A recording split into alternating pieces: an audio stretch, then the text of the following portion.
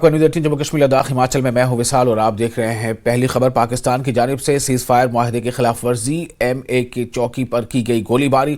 पाकिस्तान की गोलीबारी का हिंदुस्तानी फौज ने दिया मुंहतोड़ जवाब। गोलीबारी से किसी तरह के नुकसान होने की खबर नहीं।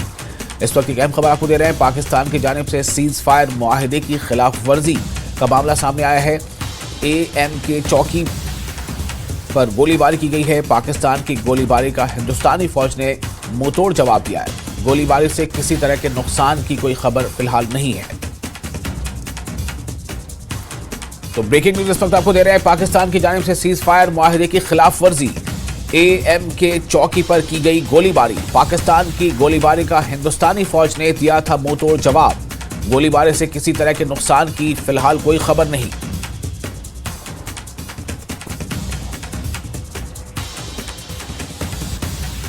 छः और सवा छः के बीच सीज फायर का उल्लंघन हुआ पाकिस्तान की तरफ से, जो हमारे BSF जवानों ने भरपूर अंदाज में उनका वापस जवाब दिया। तो अब तक तो साइलेंस है और जो तकरीबन कोई 10-15 साल के बाद इन्होंने सीज फायर का उल्लंघन किया है। अब वो पिछली सरकारें नहीं है कि जो परमिशन दिल्ली से आती थी। जो मोदी सरकार है, इन्होंने BSF के जवानों के पॉकेट में रखी हुई है पावरें। अगर कोई गलत करता है तो उसे गलत का अंजाम गलत तरीके से दिया जाए। और ED यानी एनफोर्समेंट डायरेक्टरेट ने 13 फरवरी को मोहम्मद अकबर बट, फातिमा शाह साकिना श्रीनगर और सब्जार अहमद शेख साकिना अनंतनाग को गिरफ्तार किया था। यह गिरफ्तारियां मनी लॉन्ड्रिंग केस के सिलसिले में PMLA 2020 की दफात के तहत की गई हैं। दहशतगर्दी की माली मुआवनत में मुलविस मुलजिमान मंजूर अहमद शाह और अल्ताफ अहमद बट नामी पाकिस्तानी हैंडलर्स के साथ काम कर रहे थे। इन्होंने जम्मू कश्मीर के तलबा के लिए पाकिस्तान के कॉलेजों में MBBS और दीगर कोर्सेज में दाखिलों का इंतजाम किया। इन्हें खुसूसी जज ACB कश्मीर श्रीनगर की अदालत ने 20 फरवरी तक ED की तहवील में भेज दिया है।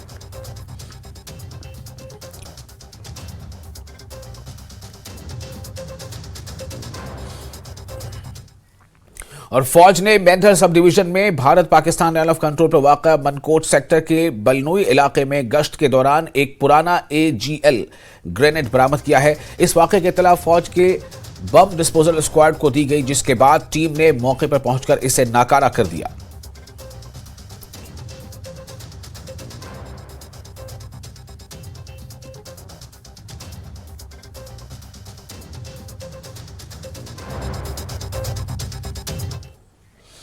कठुआ पुलिस ने मंशियात स्मगलरों के खिलाफ एक बड़ी कार्रवाई शुरू की है। हाल ही में 400 ग्राम हेरोइन के साथ पकड़े गए बदनाम जमाना मंशियात स्मगलर शेर अली उर्फ सोरमुद्दीन साकिन मगर कठुआ की जायदाद की छानबीन की जा रही है। ये तफ्तीश कार्रवाई SOG कर रही है। हीरानगर पुलिस के अफसरान और महकमे रेवेन्यू की टीम ने यह जानने के लिए तहकीकात की कि मुलजिम ने स्मगलिंग से कितनी जायदाद कमाई है। इस मामले में SDPO बॉर्डर धीरज सिंह ने न्यूज़ 18 को बताया कि जम्मू कश्मीर पुलिस मंशियात की स्मगलिंग की तहकीकात कर रही है।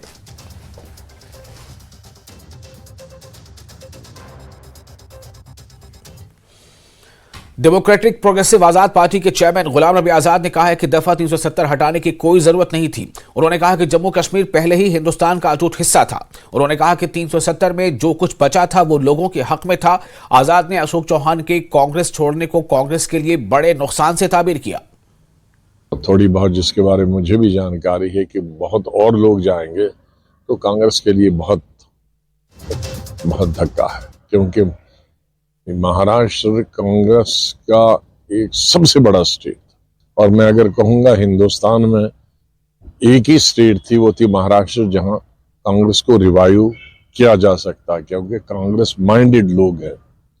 तो वहां भी अगर ये हाल हो गया तो फिर तो बहुत, क्योंकि दूसरे बड़े बड़े स्टेट हैं वो तो कांग्रेस अब नीचे वहां रहा ही नहीं। कोई लीडर किसी को चुनो लेकिन कोई वर्कर नहीं रहा है, कांग्रेस माइंडेड आदमी नहीं रहा। जैसे UP है, तमिलनाडु है, आंध्रा है, या वेस्ट बंगाल है, उड़ीसा है, नॉर्थ ईस्ट है, यहाँ तो कांग्रेस खत्म ही हो गई, कोई है नहीं। देखो 370 के बारे में मैं पार्लियामेंट में भी बहुत बोल चुका हूँ। जम्मू कश्मीर 370 को हटाने की कोई जरूरत नहीं। जम्मू कश्मीर हिंदुस्तान का हिस्सा उसी वक्त बन गया था जिस वक्त महाराजा ने अलायंस किया था या हिंदुस्तान को जोड़ने का गवर्नमेंट ऑफ इंडिया के साथ एग्रीमेंट किया था, पैक्ट किया था उसी दिन। और आहिस्ता आहिस्ता जो 370 में चीजें थी वो खत्म हुई थी बहुत पहले ही। अब इसमें एक ढांचा रहा था, एक सेंटिमेंट रहा था।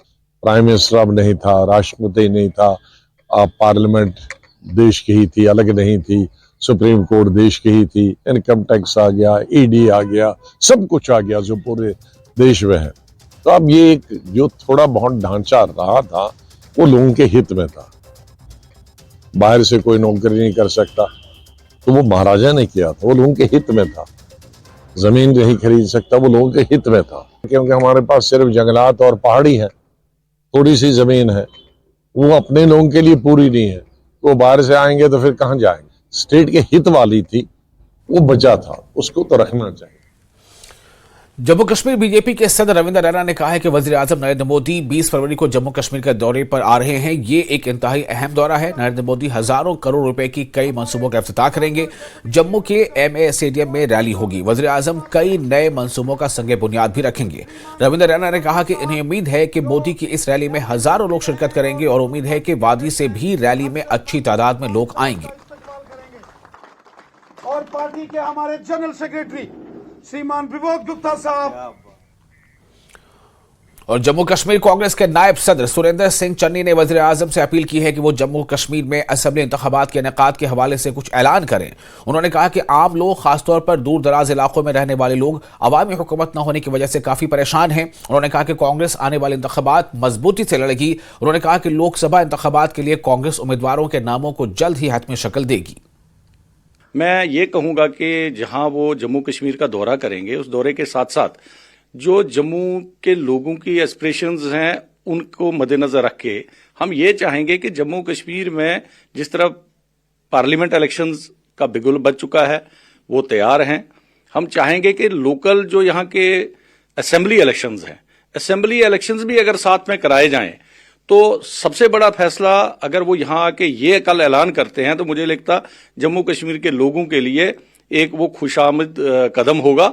और हम उम्मीद करें और या अपील भी करें कि इस इलेक्शन के साथ साथ आप विधानसभा के इलेक्शन का भी अनाउंस करवाएं और जो लोगों के जो दूर दराज इलाके हैं, जहां के दूर दूर के लोग हैं, अभी ब्यूरोक्रेसी आपने देखा, डिविजनल कमिश्नर साहब हो गए, डीसी साहिबान हो गए या बाकी अफसर साहिबान हो गए, उनके पास जाने के लिए बहुत मुश्किलात होती हैं। लोग जो है वहां पे पहुंच नहीं सकते हैं और लोगों के काम जो है वो सफर करते हैं। देखिए, कोई भी इलेक्शन जब भी हो, पार्लियामेंट इलेक्शन जिस तरह आने वाले हैं, तो हमारी तो तैयारियां चल रही हैं। हमारे जम्मू कश्मीर के अंदर जो इलेक्शन को लेके मीटिंग्स जो हमारी, उनका दौरा चल रहा हुआ है और हम इस पे निगरानी रखे हुए हैं। और हम भी अपना जिस तरह कांग्रेस, क्योंकि 135 साल पुरानी जमात है, 135 साल पुरानी पार्टी जो है उसका सिस्टम जो है वो हर गली कोचे में है।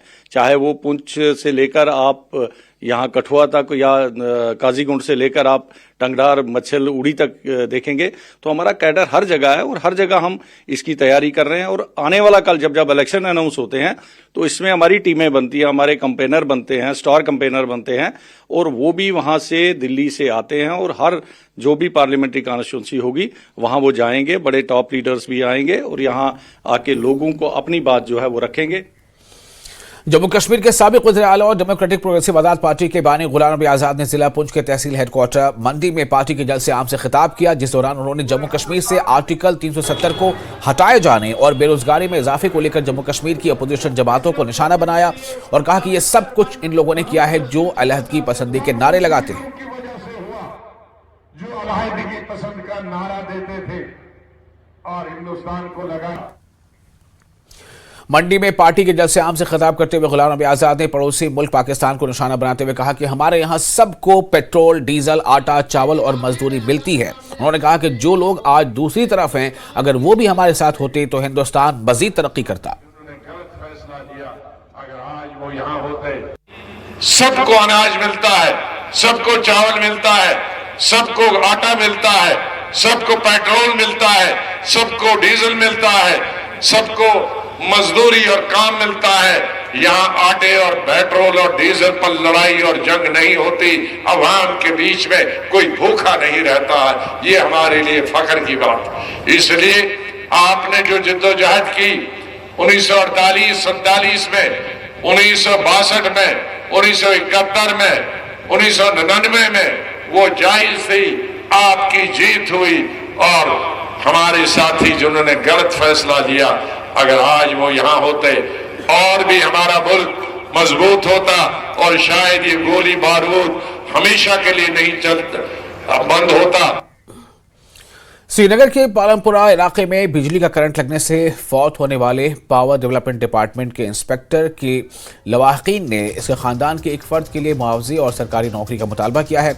हलाक होने वाले पीडीपी इंस्पेक्टर की शनाख्त इम्तियाज अहमद के तौर पर की गई है। वो छतरपुर श्रीनगर का रिहायशी है। पालमपुरा में तार की मरम्मत के दौरान बिजली का झटका लगने से वो झुलसकर जख्मी हो गया। उसे इलाज के लिए SMHS अस्पताल ले जाया गया, तहम डॉक्टरों ने उसे मुर्दा करार दे दिया। चतबल के लोगों ने उनके खानदान के साथ यकजहती का इजहार करते हुए उनके खानदान के लिए मुआवजे का मुतालबा किया है। साढ़े कह बूज असा गो वाक़ा यह हसा खोतमुत ये ट्रांसफार्मर सह शेरान बच्चस कूर अख तो निकाह बच्चे लकटी बिचारस गोस क्या रोजगार गोस गन क्या लकट बच्चे बेच जरान बिचारिस गोस गन क्या रोजगार बिचारस क्या वनो यह रफीक तो शफीक बोय अमिस पे आयालस बिचारिस तावन क्या करे नमाज कोर या नचू क्या करे अम सुन ज्यादा तावन। और बडगाम के मागाम में बेरवा रोड पर द्रंग टनमर्ग से ताल्लुक रखने वाली कुलसुमा नामी एक नौजवान लड़की की लाश मिली है। मागाम पुलिस को जो ही इसकी इत्तला मिली तो SHO मागाम और SDPO मागाम की निगरानी में पुलिस पार्टी ने फौरन जाए वाक़े पर पहुंचकर इस लाश को अपनी तहवील में ले लिया। इसके बाद लाश को सब डिस्ट्रिक्ट अस्पताल मागाम लाया गया। लाश को बाद में पोस्टमार्टम और शनाख्त के लिए पुलिस कंट्रोल रूम श्रीनगर मुंतकिल किया गया। बाद में यह पता चला कि वो द्रंग टनमर्ग की कुलसुमा है। पुलिस ने केस दर्ज करके तहकीकात शुरू कर दी है।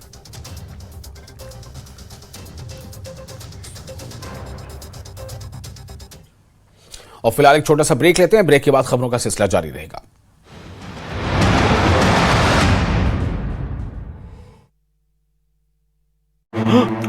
दिग्गज नेता हुए शामिल। कांग्रेस के प्रदर्शन में पार्टी के कई दिग्गज नेता हुए शामिल। युवा कांग्रेस के राष्ट्रीय अध्यक्ष BV श्रीनिवास, जीतू पटवारी, उमंग सिंघार, विक्रांत भूरिया रहे शामिल। सुकमा से इनामी नक्सली गिरफ्तार। नक्सली पर 5 लाख का था इनाम। सर्चिंग के दौरान CRPF ने दबोचा। 15 साल से नक्सल संगठन में था सक्रिय। रायपुर के गोलीकांड का वीडियो आया सामने। VIP रोड स्थित क्लब में हुई थी फायरिंग। प्रेम प्रसंग के विवाद में चली थी गोली। पुलिस ने 4 आरोपियों को भेजा जेल। रायगढ़ में डबल मर्डर केस में पुलिस को मिली सफलता। पति ने की पत्नी और उसके प्रेमी की हत्या। अवैध संबंध के शक में घटना को दिया अंजाम।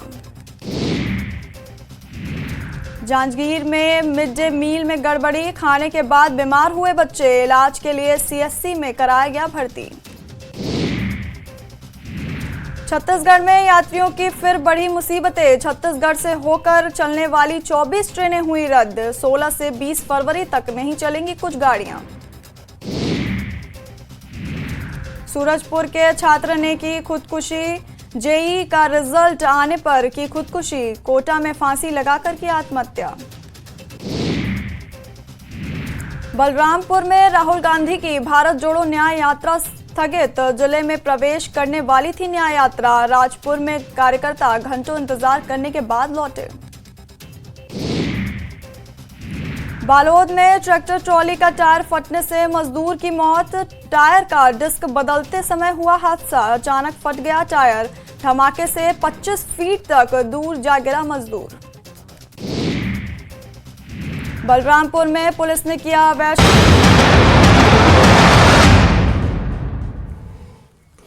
ब्रेक के बाद एक बार फिर आपका स्वागत है। मरकजी वजीर बराए micro small and medium enterprises Narayan ने कहा है कि लेह में VC के जरिए MSME डेवलपमेंट न्यूक्लियस सेल का इफ्तिताह किया और इस सिलसिले में इंक्यूबेशन सेंटर के अहाते लेह में एक फिजिकल प्रोग्राम का इनेकाद किया गया है। प्रोग्राम में MP लद्दाख ने मेहमान खुसूसी के तौर पर शिरकत की। Principal secretary UT Ladakh Sanjeev Kherwar, ECLHTC Leh और स्टैंजिंग चौस्पेल ताशी काचू व दीगर ओहदेदारान भी मौजूद रहे।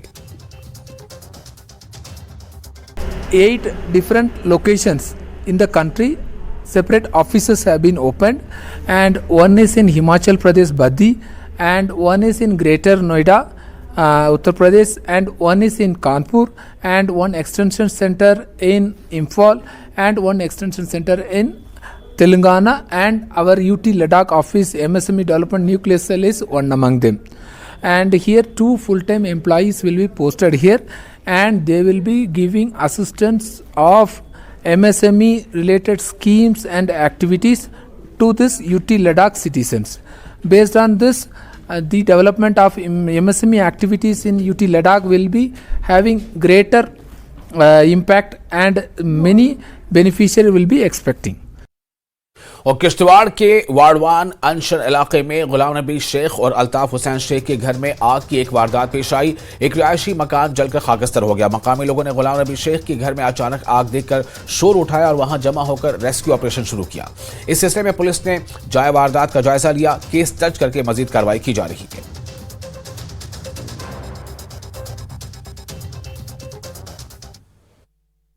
जिसमें आग लगने की वजह से एक मकान जो पूरी तरह डैमेज हो गया, और मेरी गुजारिश रहेगी यूटी एडमिनिस्ट्रेशन और डिस्ट्रिक्ट एडमिनिस्ट्रेशन से कि वो इन फैमिलीज़ को जो है इमीडिएटली कंपनसेशन प्रोवाइड करे। और इसके साथ साथ सरकार से ये भी गुजारिश रहेगी कि वो हमारे एरियाज़ में मड़वा और बड़वन एरियाज़ में जो है fire and emergency service provide करे। पामपुर में दरिया जेलम से गैर कानूनी तौर पर रेत निकालने वालों के खिलाफ महकमे जियोलॉजी, माइनिंग और फ्लड कंट्रोल ने कार्रवाई शुरू कर दी है। इस मुहिम के तहत दरिया जेहलम के इर्द गिर्द गैर कानूनी रैंप्स को काटा जा रहा है ताकि दरिया के अंदर कोई भी गाड़ी दाखिल न हो सके। जीएमसी राजौरी में चंद डॉक्टर्स का एक वीडियो वायरल हुआ है। इस वीडियो में देखा जा सकता है कि ये डॉक्टर मरीजों का इलाज करने के दौरान भी मोबाइल पर गेम खेलते नजर आ रहे हैं। ये वीडियो सोशल मीडिया पर काफी वायरल हो रहा है।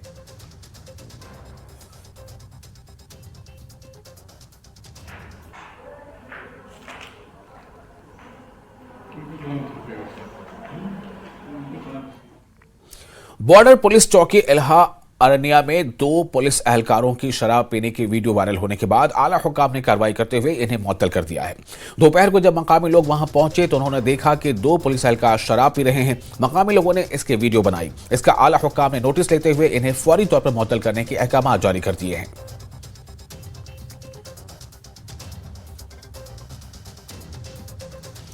महकमा मौसमियात श्रीनगर के डायरेक्टर मुख्तार अहमद ने कहा है कि 17 फरवरी से 21 फरवरी तक जम्मू कश्मीर में भारी से दरमियानी बर्फबारी और बारिश का इम्कान है। कुछ दरमियाने से शदीद मगरिबी खलल वाक़ होने का ज्यादा इम्कान है जो जम्मू कश्मीर को मुतासिर करेगा।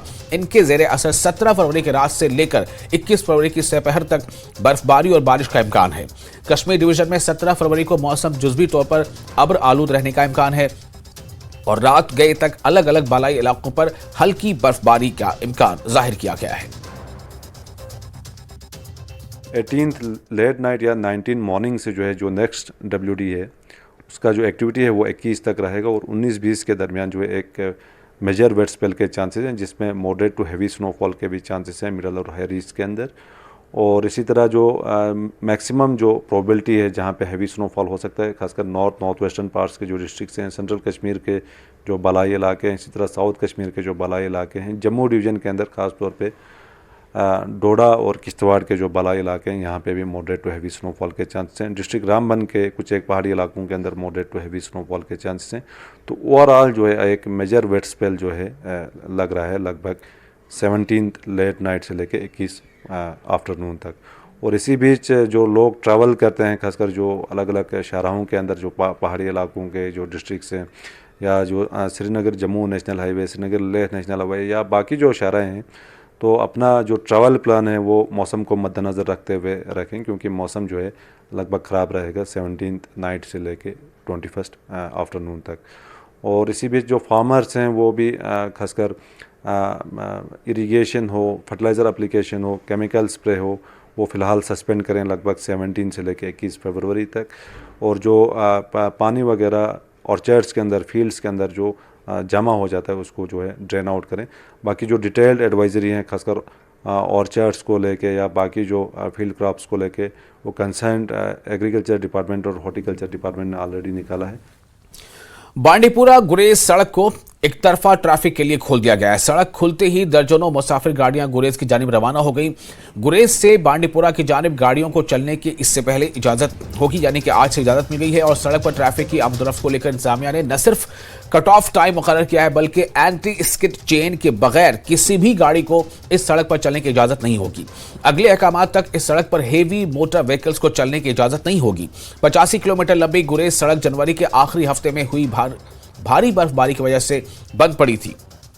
ताहम बेकर ने जदीद मशीनरी को काम पर लगाकर इसको रिकॉर्ड वक्त में खोलने में कामयाबी हासिल कर ली।